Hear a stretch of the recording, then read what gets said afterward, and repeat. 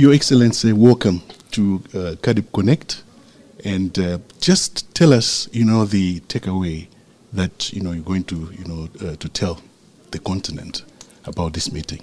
No, thank you very much for accommodating me. It has been a hectic week, few days in here in South Africa, but it was exciting. I was to launch what has already been, let me say, approved and endorsed by heads of state. But this is the beginning to make sure that now we can do advocacy in Africa, because the CAADP strategy needs to be ingrained in the national plans of countries. And if it's not done that way, it will not succeed. So our takeaway here was very simple. Let's make sure that we implement. It's one thing to say we now have a strategy and an action plan to 2035.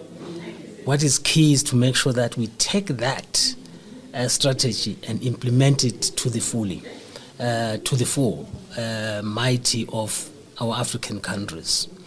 We understand there is a huge challenge nowadays because the donor community has gotten into a fatigue, and that will mean we now need to start utilizing our internal resources. If we do not do that, we're not going to achieve what we want to see in Africa, because the real issue is to make sure that Africa can be food secured. Now, I will ask you this question about the non-state actors. We have CAADP non-state actors, and you have already had your 100 days, plan. How do you look forward to working with non-state actors? State actors are very, very important because they are able, one, to do the advocacy on what you are planning, and if they understand the plan very well, they will be able to share with the large population of Africa. We cannot, as AUC, be able to reach out to all the African countries. But with state actors, it becomes easier because they are available throughout Africa. So I think they are very, very important. So sooner we need to have a sit down where we can explain what the 100 days is all about. Because it's part of the CAADP program.